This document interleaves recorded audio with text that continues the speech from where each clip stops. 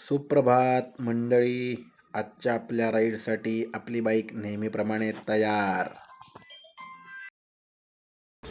Panvel to Ahmedabad अशी राईडची पूर्वतयारी झालेली आहे. सगळं गाडीला सामान वगैरे पॅक करून ओकेमध्ये सगळं केलेलं आहे आणि अशा प्रकारे सकाळचे 6:30 झालेले आहेत.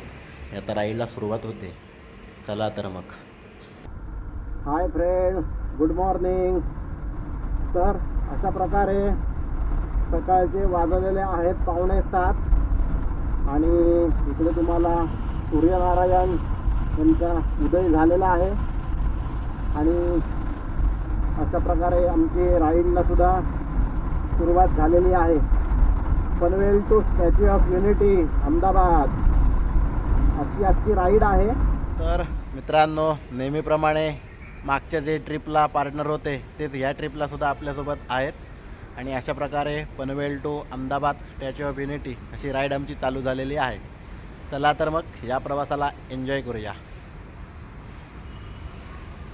गुड मॉर्निंग मित्रांनो.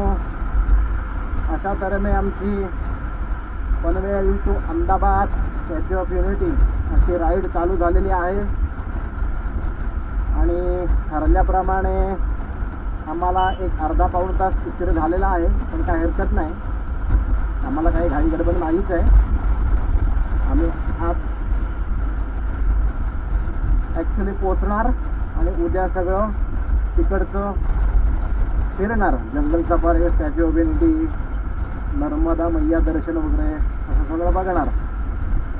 तुम्हाला पण दाखवीनच. तर ट्रॅफिक लागायला हळूहळू सुरुवात झालेली आहे. आता समोरच तुम्हाला दिसत असेलच. मुंबईपेक्षा नवी मुंबईमध्ये खूपच गारवा आहे. तिकडे झाडांची वस्ती पण खूप आहे, त्यामुळे गारवा पण तसा खूप असतोच आणि एवढं मुंबई सारखं गरम नवी मुंबईमध्ये होत नाही. त्यामुळे एक ते आम्ही लकी आहोत नवी मुंबईमध्ये जे राहत आहेत ते. आणि मुंबईपेक्षा नवी मुंबईमध्ये सुद्धा रस्ते खूपच चांगले आहेत. त्या मनानं जे हा सायन पनवेल महामार्ग आहे तसा चांगला आहे आणि ह्या रोडपेक्षा महाराष्ट्रातले रस्ते थोडे बरे आहेत. आणि महाराष्ट्र राज्य सोडून बाकी सगळीकडचे रोड तर तुम्ही बघितलेच तो वर्ल्ड क्लास रोड आहे मित्रांनो. खरं सांगतो तुम्हाला. आम्ही जस्ट आत्ता 4 महिन्यापूर्वी पनवेल टू तिरुपती अशी राईड केली होती आणि साधारण आमचं जाऊन येऊन रनिंग टोटल 2300 ते 2400 झालं. त्या 2300 ते 2400 रनिंगमधलं आम्हाला रोड साधारणतः 250 त्या आसपासच खराब ऑफरोडिंग झालं. बाकी सगळा रोड आम्हाला एक नंबरचा रोड होता मित्रांनो. खरं सांगतो तुम्हाला. त्यामुळे आपल्या महाराष्ट्र सरकारचं किंवा आपलं दुर्दैव आहे म्हणायला हरकत नाही, कारण रस्ते आपल्याकडे करत नाहीत चांगले. आम्ही एवढं आत्ता फिरलोय. कर्नाटक झालं, तेलंगणा झालं, आंध्र झालं. आता आम्ही तिकडचे रस्ते बी बघितले, तिकडचं फिरणं पण झालं. यावेळेला म्हटलं कुठेतरी वरच्या साईडला जाऊ म्हणून अहमदाबाद स्टॅच्यू ऑफ युनिटी आम्ही प्लॅन केला आणि निघालोय. तर आता तिकडचे रस्ते पाहूया आणि तुम्हाला पण दाखवतो. तर नेहमीप्रमाणे तुम्ही व्हिडिओ पूर्णपणे बघा, लाईक करा, सबस्क्राईब करा, शेअर करा आणि रस्ते कसे आहेत ते कमेंटमध्ये सांगा. सो गाईज, आत्ता आम्हाला घोडबंदर रोडला फुल ट्रॅफिक मिळालेला आहे आणि आम्ही गाडी कुठून कुठून काढतोय. फुल जाम आहे बघा मुंबईचं ट्रॅफिक. 10 मिनिटं झाली गाडीवर उभा होतो. आत्तापर्यंत गाडी 100 मीटरच पुढे आली फक्त. आता बघूया, इथे वेळ जातोय तो आणि आता हळूहळू भूक लागायला पण सुरुवात झाली. हे इथलं ट्रॅफिक वगैरे सगळं संपलं की फाउंटन नाका क्रॉस केला की पुढे मस्त हायवेला कुठेतरी चांगला dhaba, veg hotel, Jain food असं वगैरे बघणार आणि छानपैकी पेटपूजा वगैरे आम्ही करणार. फ्रेश वगैरे होऊन परत पुढच्या प्रवासाला निघणार. बघा मित्रांनो, किती ट्रॅफिकची लाईन आहे ती बघा. कारण इतका रस्ता खराब आहे. घोडबंदर रोड खूप खराब आहे मित्रांनो. रस्ता पूर्ण लाईन आहे ट्रॅफिकची. आणि हे आपलं महाराष्ट्र सरकार इकडे अजिबात लक्ष देत नाही. भयानक खड्डे, भयानक ट्रॅफिक हे रोजचं आहे. सगळे गाड्या उलट सुलट दिशेने चालवतात इकडे. एवढी इकडे बिकट अवस्था आहे मित्रांनो. आम्ही सुद्धा रॉंग साईडनंच जातोय सगळे आरती. हे बघा, इकडनं येत आहेत, इकडनं जात आहेत, मध्ये रस्त्याचं काम चालू आहे. खूप कठीण अशी अवस्था आहे या घोडबंदर रोडची. तुम्ही सगळी माहिती काढून प्रवास करत जा इथून. जे जाणारे आहेत नेहमीचे लोकलवाले त्यांना हा रस्ता माहिती असतो, पण कुठे फिरायला जात आहेत, काय करत आहेत, तर माहिती घ्या आणि पुढे प्रवास करा. बघा मित्रांनो, पूर्ण लाईन आहे अगदी शेवटपर्यंत. किलोमीटर पर्यंत रांग आहेत. बघा, लोक काय जॉबला जाणार टायमामध्ये, किती लवकर घरातून निघणार, याला कारणीभूत सरकार आहे फक्त. हे नुसते लायसन नाही काढा पैसे, सिग्नल तोडला काढा पैसे, हेल्मेट नाही काढा पैसे, रस्त्यावर खड्डे, ह्याला कोण जबाबदार आणि ह्याला कोण दंड भरणार? मग सगळे नुसते जनतेकडनं लुटायचं, बाकी काय नाही. नुसते पैसे खाऊन खिसे भरणारे. बघा कुठपर्यंत रांगायच्या बघा फक्त. मध्ये मध्ये रस्ता खराब. बघा काय लोक करणार आता तुम्हीच सांगा मला. तर अवश्य माहिती काढा, प्रवास करा, सुखरूप जा, सावकाश जा. आम्ही आत्ता हायवेला लागलोय, तरी तुम्ही इकडे राईट साईडला बघताय की केवढी मोठे ट्रकांची लाईन लागली ती बघा. आता वाजलेत 8:45. आम्ही घोडबंदरला निघालो. 2 आम्हाला विद्यार्थी मिळाले कॉलेजचे. त्यांना आम्ही जस्ट फाउंटनला सोडलं एक 10 मिनिटापूर्वी. आणि त्यांची परीक्षा आहे, त्यांचा 10चा पेपर होता IT चा. तर मला तुम्ही सांगा आता की काय करणार पब्लिक एवढ्या ट्रॅफिकमध्ये. आता आम्ही त्यांना नशिबाने मिळालो, त्यांनी नशिबानं आम्ही त्यांना टायमात सोडलं म्हणून त्यांना पेपर मिळेल आता.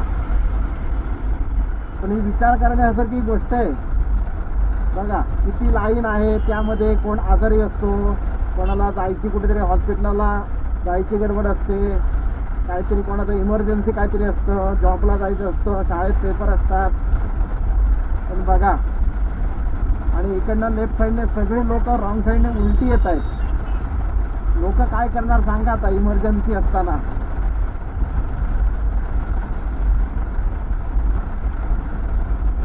इतके किलोमीटर झाले आत्ता, अजून लाईन आहे बघा. आम्ही रॉंग साईडने गाडी घातली म्हणून आम्ही सुटलो, नाहीतर आम्हाला सुद्धा असंच लटकावं लागलं असतं. आत्ता आम्ही जातोय अरे, पण आम्हाला तिकडची गर्दी पाहता येताना आम्हाला जाम फुगावं लागणार असं एकंदर वाटतंय. आता जाताना मजा येते, इकडनं सुटतोय, येताना पण बहुतेक आम्हाला असंच रॉंग खंड यावं लागणार. पण ही गर्दी पाहता लांब लचक लाईनी लागलेत. साधारण माझ्या मते 3-4 किलोमीटर तरी झालं असेल जास्तीत. लाईन संपतच नाही. दोन पुढे पुढे जातोय तशी लाईन दिसते नाही लागलेली. म्हणजे माझ्यामध्ये हे किती वाजल्यापासून उभे असतील कल्पना करण्यासारखी गोष्ट आहे. म्हणजे कल्पना विचार सुद्धा करू शकत नाही. आता आम्ही जवळजवळ घरातून आम्ही 7:15 निघालोय. म्हणजे हे बहुतेक सकाळी 4 किंवा 5 वाजता निघत असतील. कधी लोक ऑफिसला जाणार, कधी काम करणार आणि घरी परत कधी येणार काम करून एवढ्या ट्रॅफिक मधून. माणूस वैतागेल तर काय होणार. पण आम्ही तरी सुटलोय. आता आम्ही ही एवढी गर्दी संपली की छानपैकी कुठेतरी हॉटेल बघणार, शांततेत, निसर्गाच्या सानिध्यात छानपैकी, आणि छान मस्त पोटभर पेट पूजा करणार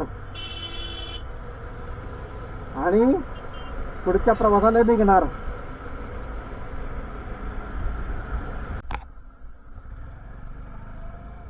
तर फायनली आम्हाला हॉटेल मिळालंय चांगलं, खूप प्रवास करून.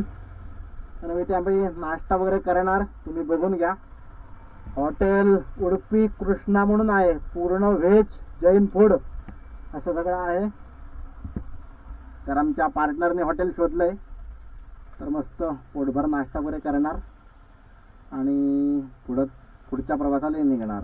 अशा प्रकारे आमचा छानपैकी नाश्ता वगैरे झालेला आहे आणि आम्ही पुढच्या प्रवासाला निघतोय. तर आम्ही आत्ता थांबलो होतो national highway Ahmedabad Mumbai number 48, आणि इथे आम्हाला छान असं हॉटेल कृष्णा उडुपी असं व्हेज जैन फूड असं हॉटेल मिळालं होतं. खूप छान होतं, नाश्ता वगैरे पण खूप छान होता. तर आता आम्ही पुढच्या प्रवासाला निघालो आहे. नाश्ता वगैरे पोटभर झालेला आहे, फ्रेश वगैरे होऊन. तर चला तर मग. तर मित्रांनो, काही भरपेट नाश्ता करून पुढच्या ड्राईव्हला आम्ही सुरुवात केलेली आहे. आणि आमच्या मित्रांनी छानपैकी तिकडची मित्रांना वगैरे, म्हणजे आमचे 2-4 मित्र गेले होते यापूर्वी तिकडे स्टॅच्यू ऑफ युनिटीला. त्यामुळे त्यांना वगैरे विचारलं, सर्व माहिती काढलेली आहे आणि त्याने वगैरे सगळं तिकडचं बुकिंग वगैरे आत्ता करून ठेवलेलं आहे नाश्ता करता करता. त्यामुळे काय आपल्याला टेन्शन नाही. त्यामुळे तुम्हाला अपडेट मी देतच राहील. प्रवास आमचा चांगला हो ही देवाच्या चरणी प्रार्थना. जसा आत्तापर्यंत 2-3 राईड आमच्या सक्सेसफुल झाल्या. आली लहर केला कर तसं आमचं झालं होतं मागच्या वेळेला. पण तिरुपती बालाजींच्या कृपेमुळे आमची राईड चांगली झाली छानपैकी. आयत्या वेळी ठरलं, आदल्या दिवशी ठरवलं, दुसऱ्या दिवशी तयारी वगैरे करून तिसऱ्या दिवशी मी निघालो आणि आमची राईड छान झाली. आम्ही 4-5 दिवस आमची चालू होतं, 2 महिने कुठेतरी जायचं. पण आम्ही म्हटलं आता इकडे खाली जर जाऊन आलो, नाशिक साईडला पण गड किल्ले तसं झालं सारखं येणं जाणं. पण हा रस्ता आम्ही काय बघितलेला नव्हता. म्हणजे जास्तीत जास्त विरार पालघरपर्यंत आमचं येणं झालं होतं असं बाईक राईडसाठी. म्हटलं आता स्टॅच्यू ऑफ युनिटी करू. पंजाब वगैरे चालू होतं सुवर्ण मंदिर, तर तेवढा सध्या वेळ पण नव्हता. पुढे दिवाळी पण येते काही लगेच. म्हटलं 4-5 दिवस आहेत तर आपण स्टॅच्यू ऑफ युनिटीला जाऊन येऊ मस्तपैकी. आम्ही प्लॅन ठरवला आहे आणि निघालो आहे. तर आमचं आत्तापर्यंत रनिंग झालेलं आहे 105 किलोमीटर.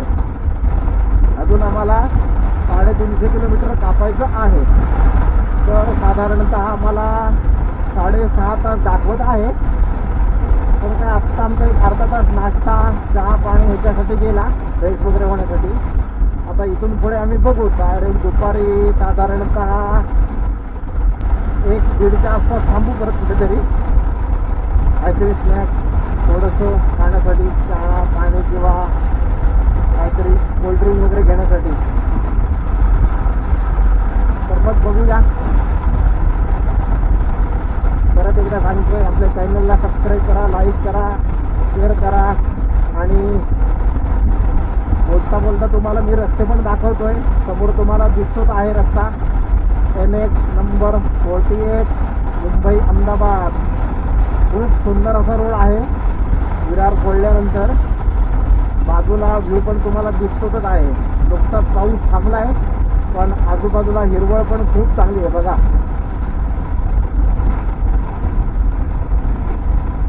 आणि रोड पण खूप सुंदर आहे. टोटल 6 लेन आहेत, 3 लेन जायला 3 लेन यायला. त्यामुळे आम्ही बाईक आत्ता 90च्या स्पीडला चालवतोय, पण वाटत नाहीये.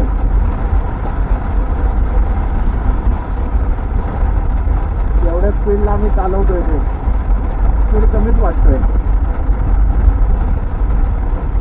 आणि आता आम्हाला रोड पण चांगला मिळाला आहे आणि सरळ रोड आहे.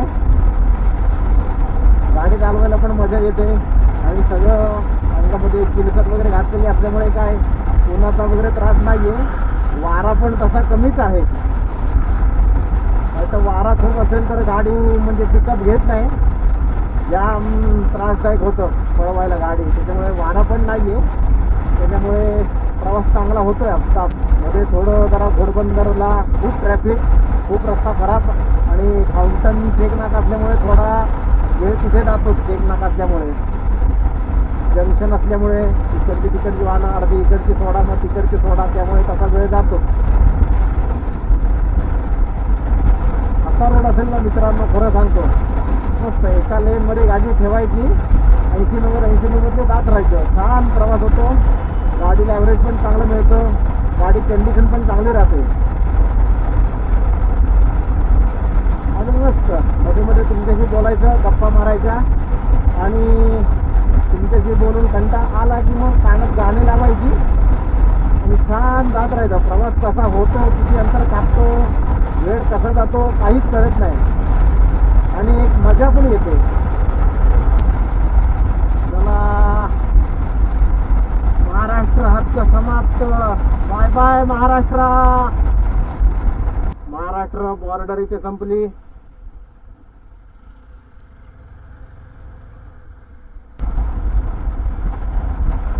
आता रस्ते बघूया कसे आहेत ते.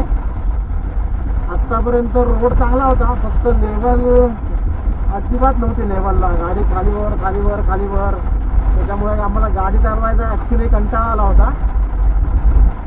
पण आता रोड बघूया. गुजरात राज्यात प्रवेश केलाय, हळूहळू रोड कसे येतात ते बघूया. अंतर काही जास्ती आम्हाला कापायचं नाहीये, 250-300 किलोमीटर आम्हाला कापायचंय. 5 तासाचाच प्रवास आहे. पण आता बघूया रस्ते कसे आहेत ते. रस्ता चांगला असेल ना अजिबात कंटाळा येत नाही.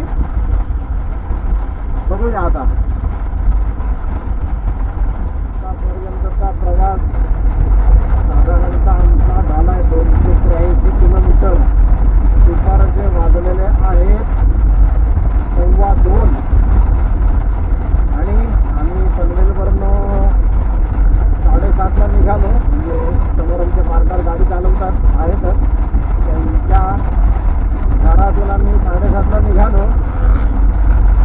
ते आत्ता 9 तारीखपर्यंत आम्हाला रोड खूपच खराब, म्हणजे 50% रोड चांगला मिळाला आम्हाला.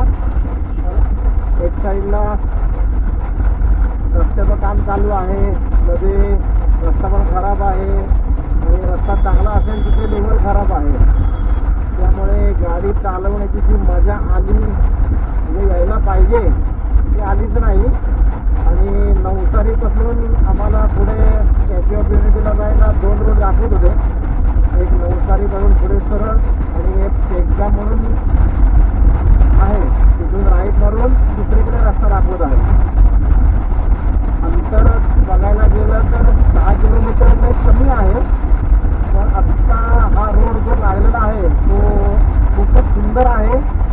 आम्हाला गाडी लावायचा कंटाळा आला होता रस्त्यामुळे, पण हा रोड बघितल्यावर खूप एक मन असं प्रसन्न झाला. हा रोड बघितल्यावर रदळ कमी आहे, रस्ता पण चांगला आहे आणि आजूबाजूला शेती लावलेलीच आहे लोकांची, ऊस आहे, बाजूला बागायती पण दिसते लोकांच्या.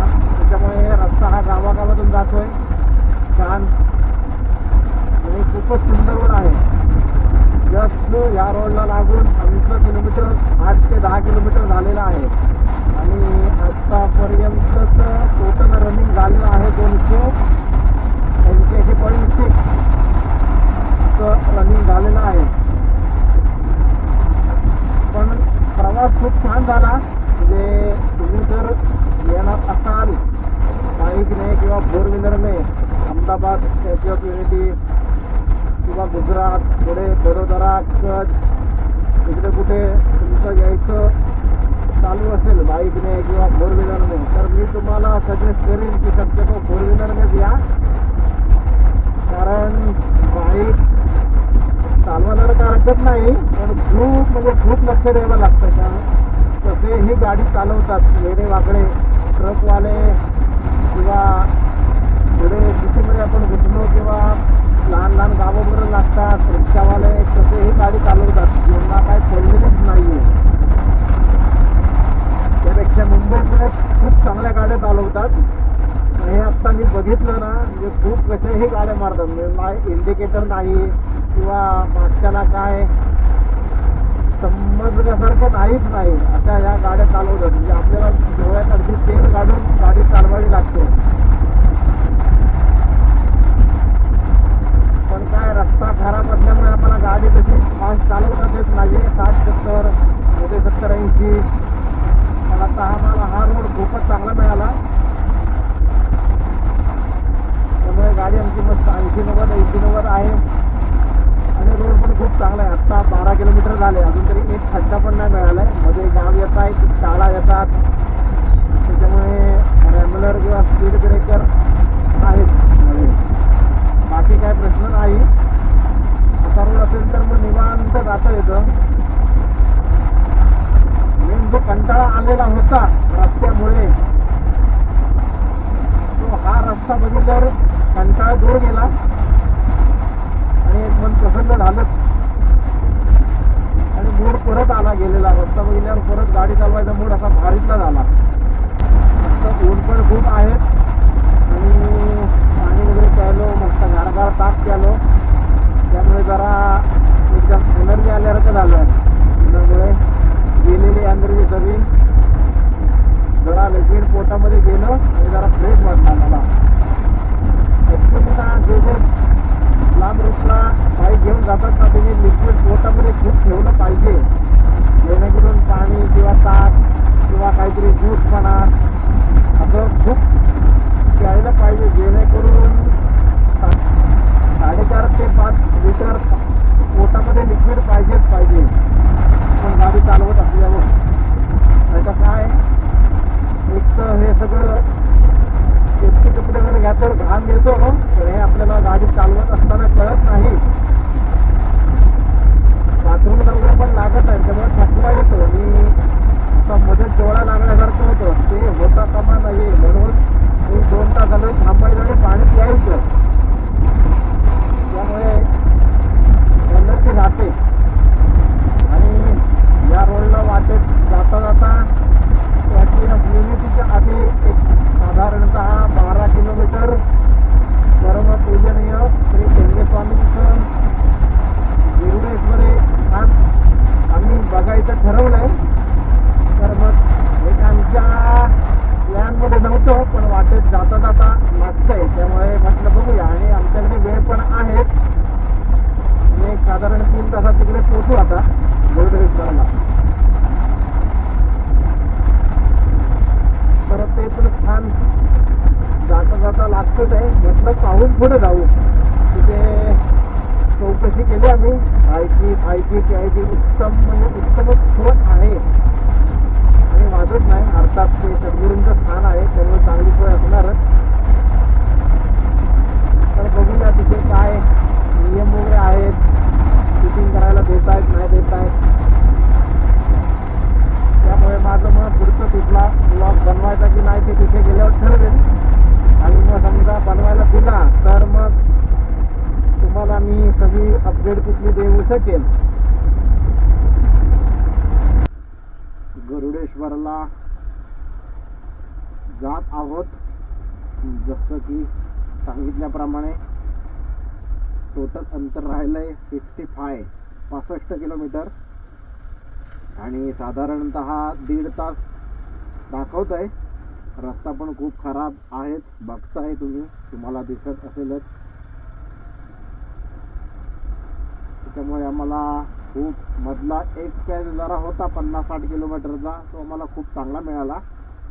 मग तिथे मध्ये आम्ही थोडा आराम पण केला, एक 15-20 मिनटं एका झाडाखाली. मग छान अशा 2-3 पोपट्या अशा बांधलेल्या होत्या लोकांना बसण्यासाठी वगैरे, आणि असं सिमेंटचं सगळं प्रॉपर बांधकाम केलेलं होतं तिथे. त्यामुळे निसर्गाच्या सानिध्यात आम्हाला छानपैकी पाठ पण टेकलेले 10 मिनटं, फ्रेश वगैरे झालो छानपैकी. त्यानंतर एक 1.5-2 तास प्रवास केला आणि आत्ता आम्ही एक 10 मिनिटापूर्वी एके ठिकाणी थांबलो होतो खायला. त्या दादाने सुद्धा विचारलं कुठून आलात आणि कुठे चाललायत. ते गुजरातीमध्ये बोलत होते. ते म्हटलं आम्हाला गुजराती नाही, म्हटलं हिंदीमध्ये विचारा काय ते. मग त्याने विचारलं सर्व की असं आम्ही सांगितलं. पनवेलवरनं वगैरे निघालोय सकाळी 7:30ला आणि स्टॅच्यू ऑफ युनिटी, गरुडेश्वर. मग त्यांनी आम्हाला अजून एक स्थान सुचवलं तिथे बाजूलाच आहे म्हटले, नीलकंठ धाम म्हणून त्यांनी आम्हाला सांगितलंय. ते तुम्ही एवढ्या लांब आलात, एवढं 2 बघणार आहात तर नीलकंठ धाम पण बघा. ते पण तेवढंच भारी आहे स्टॅच्यू ऑफ युनिटी सारखं. तुम्हाला मजा येईल बघितल्यावर. तर धन्यवाद दादा. आणि त्यांनी आमच्या चॅनलला सबस्क्राईब पण केलंय. त्यांना मराठी बोलता येत नाही पण थोडंफार समजतं असं ते आम्हाला म्हणाले. आणि त्यांनी पण मला सजेस्ट केलंय की नेक्स्ट टाइम हिंदीमध्ये टाका म्हणून. तर मी आता हळूहळू प्रयत्न करणार आहे. ज्यांनी मला सांगितलं आहे त्यांच्यासाठी नक्कीच मी हिंदीमध्ये ब्लॉग टाकीन. आणि जसं त्यांनी चॅनलला सबस्क्राईब केलं आहे तुम्ही पण करा, व्हिडिओ पूर्णपणे बघा. आणि हे तुम्हाला रोड दिसतातच आहेत, त्यामुळे रोडसुद्धा तुम्हाला कळतील किती चांगले आहेत किती खराब आहेत असं. तर तिथे थांबलं त्याप्रमाणे आमचं मस्त छानपैकी खाणं वगैरे पण झालं आणि पेटपूजा वगैरे मस्त झाली संध्याकाळची. आणि आता आम्ही फ्रेश आहोत दोघंही. फक्त आम्हाला आता काय रस्ता अजून चांगला मिळालाच नाहीये. म्हणजे अगदी मुंबई अहमदाबाद सुद्धा हायवे आहे तो सुद्धा एकदम थडकलासच आहे असं म्हणायला पाहिजे. म्हणजे बाईकसाठी पण चांगला नाही, 4 व्हीलरसाठी पण चांगलं नाही. म्हणजे नुसते पॅच, लेवल पण नाही, मध्ये मध्ये काम चालू आहे, मध्ये मध्ये ब्रिजची वाट लागलेली आहे. म्हणजे तसं बघायला गेलात तर आत्तापर्यंतचा प्रवास जो झाला आहे त्याच्यातला फक्त 100 किलोमीटर चांगला रोड आम्हाला मिळाला आहे 450 किलोमीटरपैकी. बाकी 350 किलोमीटरचा रोड अगदीच खराबच आहे मित्रांनो. हा बघा इथे सुद्धा आम्ही ऑफरोडिंग करतोय मस्त. हे बघा अशा बाजूला इको पण डुलत जाते. रस्ता खराब आहे पण आजूबाजूला झाडं, गरज झाडं एकदम, त्याच्यामुळे उन्हाचा काय त्रास होत नाहीये. आणि आता संध्याकाळी झाले म्हणा, पण जरी या रोडने तुम्ही सकाळी दुपारी अगदी भर उन्हात जरी आलात तरी तुम्हाला मी गॅरंटी देतो की काहीच त्रास होणार नाही. बघा पूर्ण झाडांची जी सावली आहे, झाडांची सावली पूर्ण रस्त्यावर येते, त्याच्यामुळे ऊन तसं फारसं येत नाही. आणि इथे थोडी म्हणजे खूपच गारगार हवा येते मस्त छानपैकी. बाजूला लोकांची शेती आहे, तुम्हाला दिसत असेलच बघा. ऊस लावलाय, इकडे भाताची शेती आहे, मध्ये आम्ही केळींची शेती सुद्धा बघितलेली. म्हणजे खूप प्रकारची शेती बघतोय. जसं की तिरुपतीला काळी भोर जमीन तुम्हाला मी दाखवली ब्लॉगमध्ये, जणू काही क्षितिजच म्हणजे लांब लचक काळी भोर सपाट अशी जमीन इथे पण तशीच आहे. आणि लोकांच्या छान छान शेत्या सुद्धा आहेत. तसंच आजूबाजूला छान गाई गुरं. गुजरातमध्ये आम्ही आलोय पण इथे आम्हाला गिर गाई खूप दिसत आहेत. तशात म्हशी पण दिसत आहेत वेगवेगळ्या जातींच्या. आणि कुत्री तर खूप आहेतच रस्त्यावर नेहमीप्रमाणे मध्ये मध्ये यायला. पण काय रस्ता खराब आहे त्याच्यामुळे आमचा स्पीड कमी आहे, त्याच्यामुळे सगळं काही आम्हाला विघ्न काही मध्ये येत नाहीये देवाच्या कृपेने. तर असा हा आत्तापर्यंतचा झालेला प्रवास, फुल ऑफ रोडिंग रोड असा. मित्र पण आमचे वैतागले. तर आम्ही जो तिरुपतीला गेलो होतो ना, वर्ल्ड क्लास रोड म्हणायला पाहिजे. म्हणजे अजिबात खड्डा नाही. जे पॅच सुद्धा त्याने मारले होते तिथे सुद्धा कळत नव्हतं का हा पॅच मारलेला आहे. इतका स्मूथ रोड. आम्ही गाडी तिथे 100-120 ने कंटिन्यू चालवत होतो. एवढा सुंदर रोड, अप्रतिम असा. आणि इथे मोदींचं सुद्धा हे गुजरात म्हणजे त्यांचं राज्य, माहेरघर. त्यांच्या राज्यात सुद्धा असे रस्ते. आम्हाला वाटतं असेल गुजरातमध्ये चांगले रस्ते आहेत म्हणून. अगदी बकाल रस्ते आहेत, बकाल. मग ह्यापेक्षा महाराष्ट्रात चांगले रोड आहेत असं मी म्हणेन मित्रांनो. अशा तऱ्हेने आम्ही सुखरूप साधारणतः 12.5 ते 13 तासाच्या प्रवासानंतर आम्ही सुखरूप गरुडेश्वरला पोचलेलो आहोत. आणि आम्हाला इथल्या दादांनी छान असं घर दिले राहायला. तुम्हाला दाखवतो. सुंदर अशी घर दिलेलं आहे आम्हाला आणि आपल्या बजेटमध्येच आहे.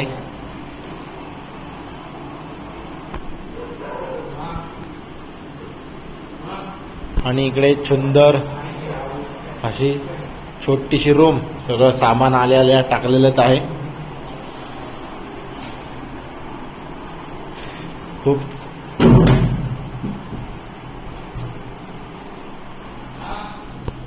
भावेश दादा म्हणून आहेत बाहेर. त्याने आम्हाला छान असं सुंदर असं घर दिलं राहायला छान मध्ये. बघा, तुम्ही पण गरुडेश्वरी आलात तर भावेश दादांना भेटा. होमस्टे म्हणून त्यांना सांगा. पण अगदी मंदिराच्या जवळच आहे. दत्त मंदिरापासून साधारण चालत 5 मिनिटाच्या अंतरावर आहे. छानपैकी घर पण छान आहे. बाजूला नर्मदा मैया खळखळाट वाहते. आवाज पण येतच आहे. असं छानपैकी सुंदर असं घर. आतापर्यंतचा झालेला ब्लॉग कसा आहे तो सांगा. काही चुका असतील तर सांगा. आणि नेहमीप्रमाणे आपल्या चॅनलला सबस्क्राईब करा, लाईक करा, शेअर करा. तर आता आराम करणार, मस्त फ्रेश होणार, आराम करणार, छानपैकी झोपणार. उद्याच्या व्लॉगमध्ये भेटू. तोपर्यंत टाटा, बाय बाय.